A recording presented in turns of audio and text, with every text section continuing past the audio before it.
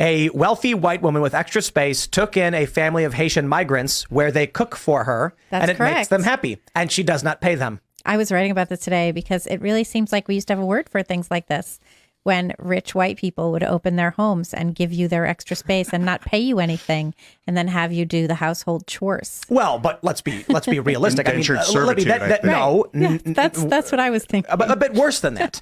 Yesterday, we went over a video with Matt Walsh exposing basically illegal immigrants being used as slaves. It was an absolutely wild situation, and now a lot more people are picking up on it. There's a lot more details about this story coming out, and you guys seem to enjoy the last video that I did on that quite a bit.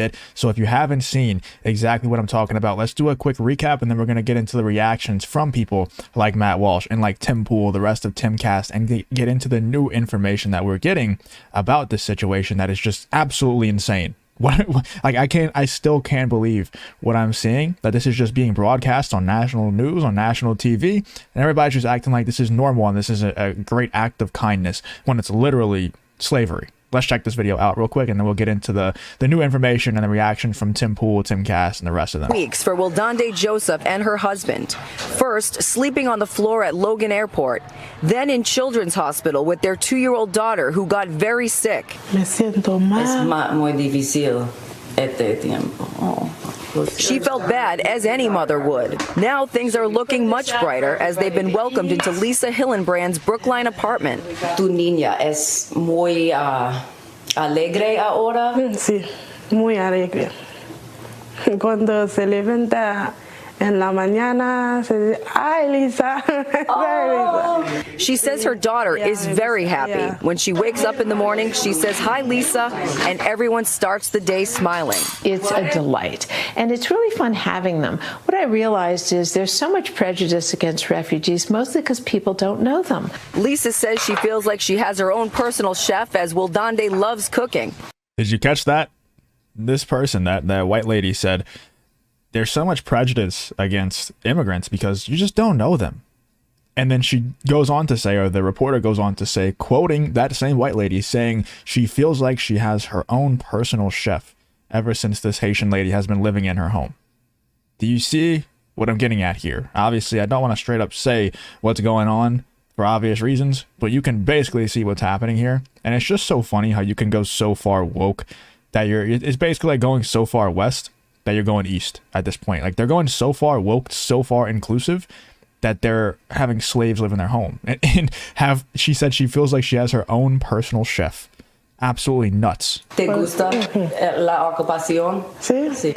In fact, her goal is to open up her own restaurant. Quiero tener mi propio restaurante. The couple has their work permits and they've been taking English classes. Yo cualquier trabajo va a hacer para guardar mi dinero para hacer mi futuro. They're open to work anywhere to save money for their future. In the meantime, they're in. That's basically it. I'm sure you've probably seen my video from yesterday covering that. That's it for that story, but we do want to get into the new information that we got and the reactions from people like Tim Pool and the rest of the Timcast cast. So let's check out this clip here from Tim Pool, or from the Post Millennial, saying that the Post Millennial is Libby Evans on Massachusetts woman boasting she has her own personal chef after hosting Haitian illegal immigrants in her home. It really seems like we used to have a word for things like this. Yes, it does, Libby. Let's see what Tim Pool and the rest of them had to say. All right, so the basic narrative here is a wealthy white woman with extra space took in a family of Haitian migrants where they cook for her, and it makes them happy, and she does not pay them.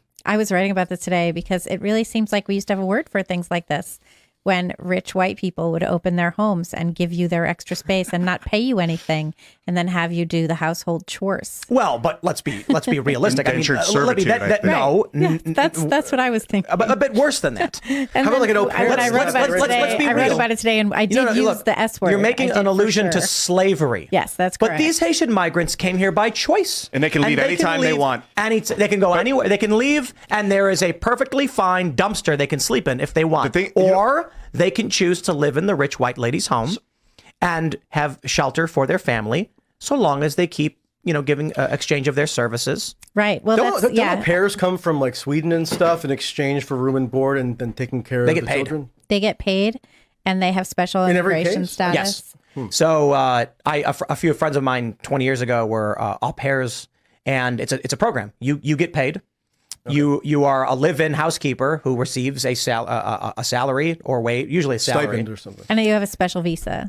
My friends who did it got a weekly flat rate. Oh. So you can call it a stipend, but they're getting $500 a week plus a room in the house, and they just watch the kid and prepare meals for the kid. Taxable, and so, taxable. Yeah. But they were like 19. Probably double taxable because if you're from your home country. Oh, so right. Sweden's got like 55% income tax. But then I also met the inverse too. People who had came to the United States to be au pairs. That's what I meant. People who come from like Scandinavia to the US.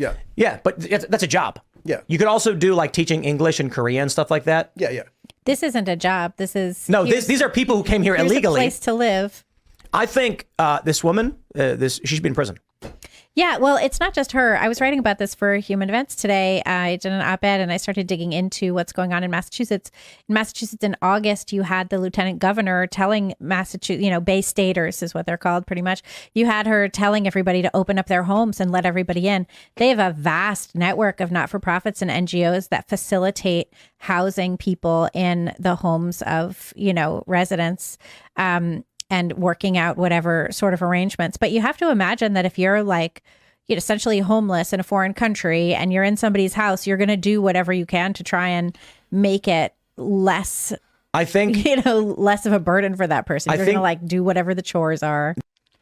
So yeah, obviously I want to dance around certain words, but you can kind of get what's going on here, right? Like I said, it's like indentured servitude, or as they would say in Marvel, the prisoners with jobs. It's just wild. I can't believe this is being broadcast on national TV.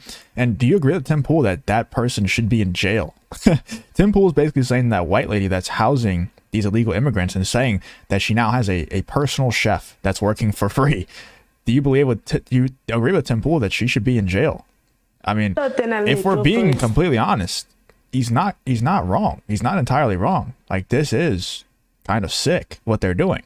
The craziest part is, like I said in the last video, it's insulting that government officials would actually think that we're dumb enough to allow illegal immigrants into our home. Number one, there's been homeless in the United States for a long ass time, and the numbers are just rising and rising and rising, especially in the more liberal cities, the more left-leaning cities. It's just rising like crazy. And now that there's illegal immigrants coming in droves and we have no place to put them, now they're asking us to house them.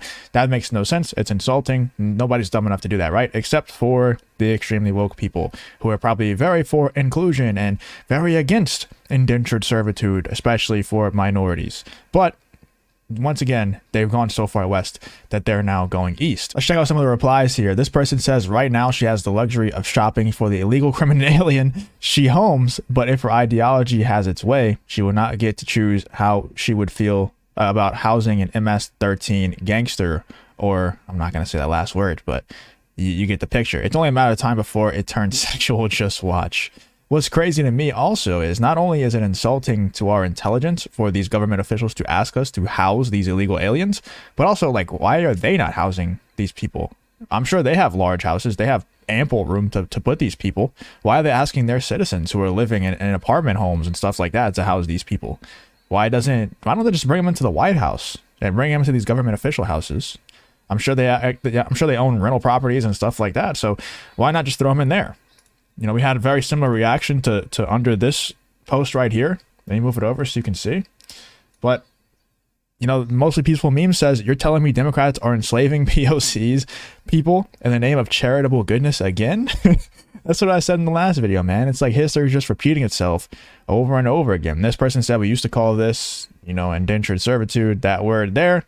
It's just crazy, man. It's crazy how history repeats itself. It's crazy how they think this is in the name of equality and inclusion and, being kind-hearted. And they're literally just choosing illegal immigrants from outside to come and work for them for free inside of their homes. This situation is just so wild to me. Let me know in the comments if it's just as wild to you as it is for me. What do you think about Tim Pool and the rest of Timcast with Libby Emmons and the rest of them commenting on this whole situation of this basically just straight up slavery of illegal immigrants? Let me know what you thought of Matt Walsh's thoughts and all the rest of it. Let me know what you think of the entire situation in the comments.